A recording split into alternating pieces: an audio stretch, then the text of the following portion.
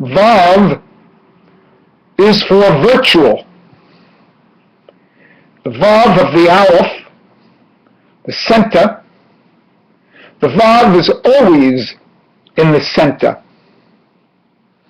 It's always an and. The thing that's lacking between the two extremes of reality, of the yes and the no poles, is the virtual reality of the middle. That's why the Vav is the virtual. This occurred years ago, 40 years ago when I was in school. I remember when we used to talk about a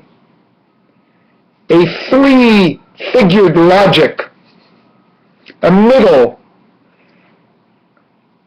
One day I went to school and I said that my brother had said to me that day, do your own thing, which is what the middle is, between the two extremes of yes and no. It's a third.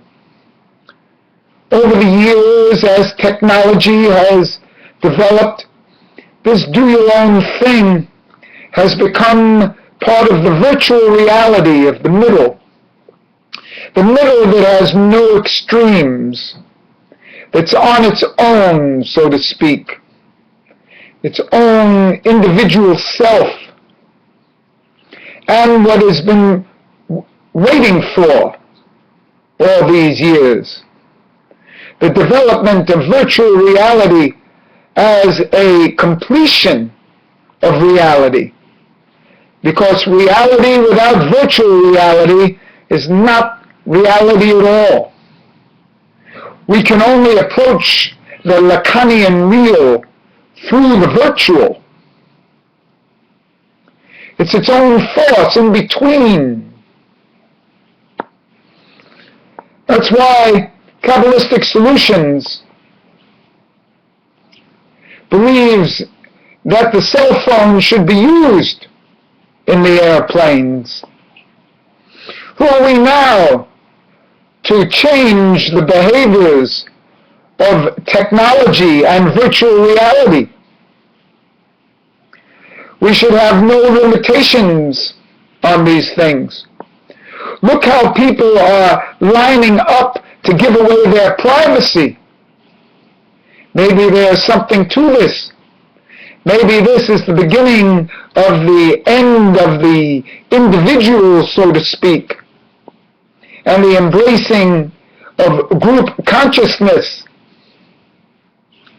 which is actually a film of the genes of the individual in a continuum, rather than a sense of an individual I pronoun of a self,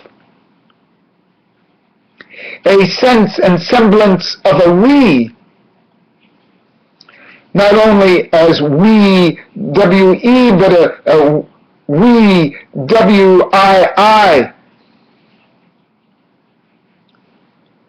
Our games and sexuality are in the virtual. The biggest sites on the internet are pornographic sites. The internet wouldn't even exist financially without pornography sites.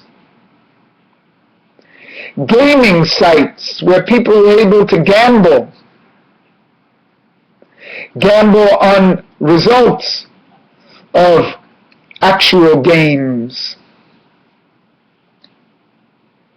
Living in virtual reality realms, we use the internet not as a limitation, but as its own thing, moving in its own dimension and framework, independent of limitations.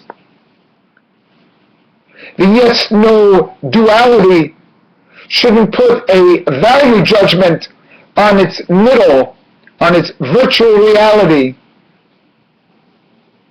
How can physical reality put a judgment on virtual reality, on the real? Hasn't this what we've all been waiting for?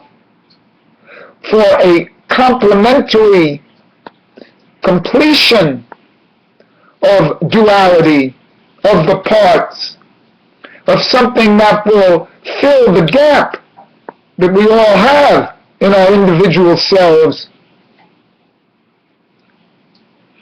There are many ways to look at this. Some people feel that this gap should never be filled. Well, that's the old line of thinking. The old line of thinking is that there's a yes and a no.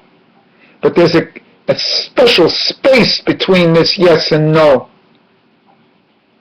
It's filled anyway.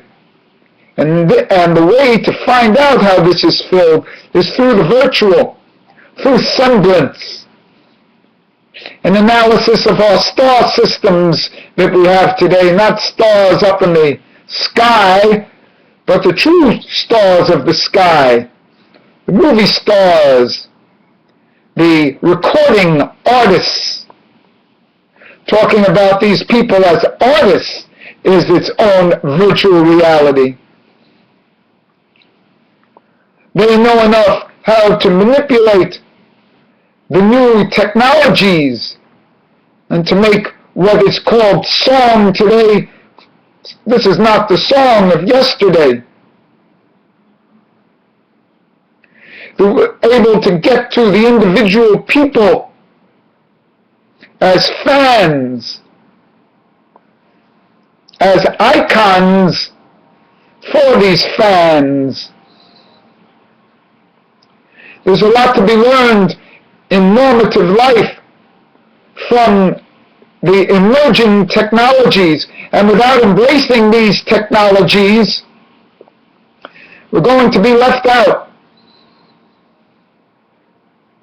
The next step is that these virtual technologies, as exemplified in the letter Vav between the two Yuds in the Aleph, because, and not only that, how the Aleph, how the Vav slants to the left to give a different view of reality. Not a direct view, but an askewed 45-degree angle view. The diagonal of the square. The irrational square root of 2. When one is able to see this new perception, you'll see that it was there all along for the seeing, and we had to wait, like we have to do everything else. Wait until the appropriate time that man has developed the technologies to go along to the next stage of development. Without these developments over time, there would be no time itself. There's a slow process of development, a never-ending unfolding process that keeps going on. This is the letter Vav. The letter Vav is the time and the gravity between 2 points. The letter Vav is the power to change the course of time in the Vav Hipuach, in the grammar. It changes the biblical tense from past to present and present to future. Because there is only now the Vav between 2 points, which is its own reality.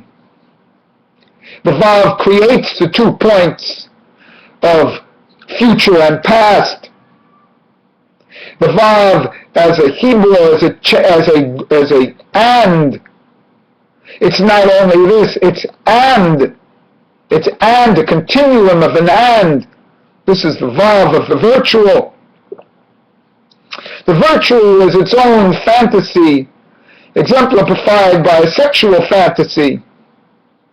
What better way to think of a fantasy or a virtual reality than in the old novels that people used to write?